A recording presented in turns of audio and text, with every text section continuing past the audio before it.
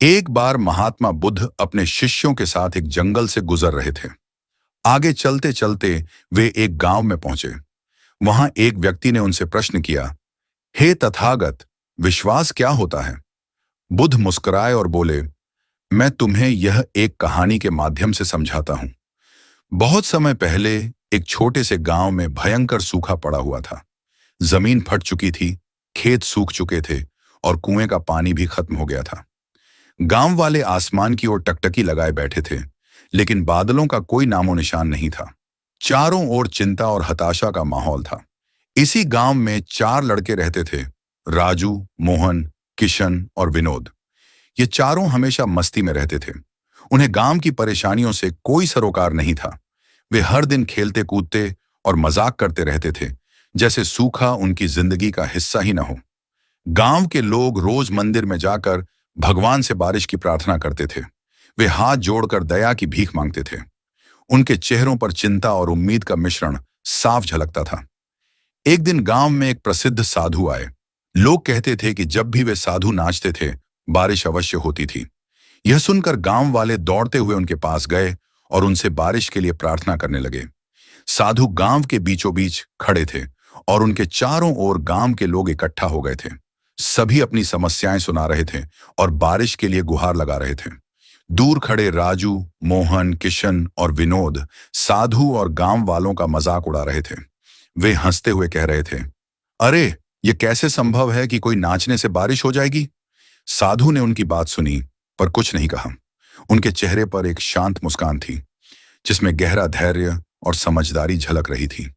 फिर साधु ने अपने जूते उतारे और धीरे धीरे नृत्य के लिए तैयार हो गए। गांव वाले पूरी श्रद्धा और विश्वास के साथ हाथ जोड़कर खड़े थे। उनके दिलों में आशा की लौ फिर से जल उठी थी। साधु ने धीरे धीरे हाथ उठाए और नृत्य आरंभ किया। उनकी चाल इतनी शांत और लयबद्ध थी, जैसे वे प्रकृति के साथ एकाकार हो गए हों।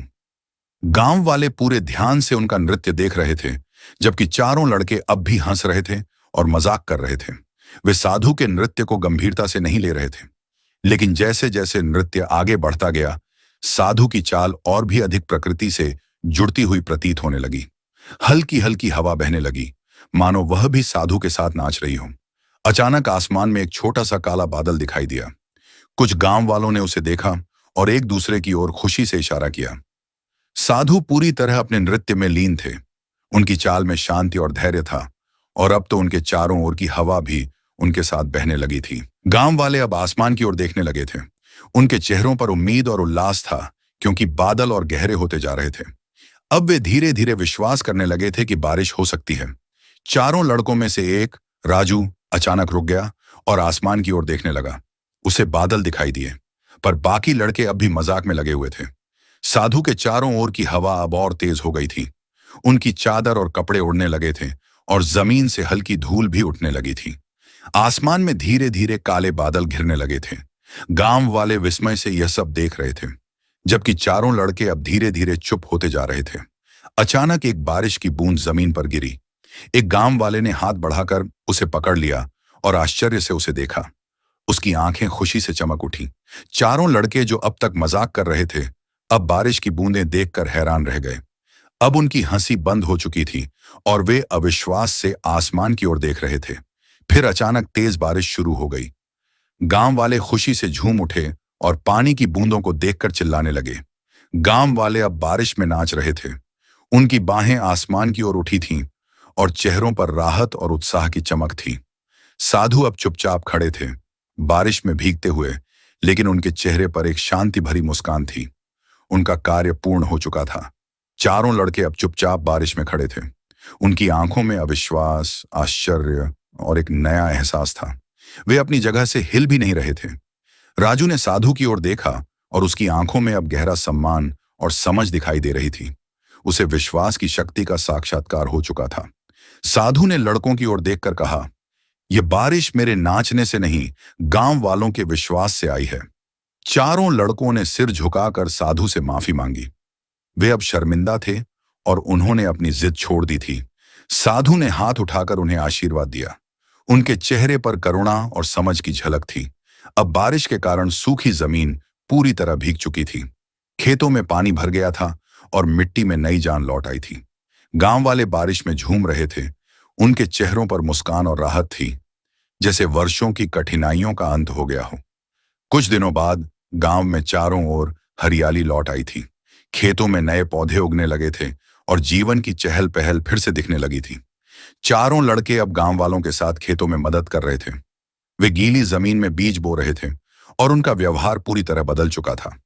बारिश के बाद जब आसमान साफ हुआ, सूरज की किरणें धीरे धीरे जमीन पर चमकने लगी थीं।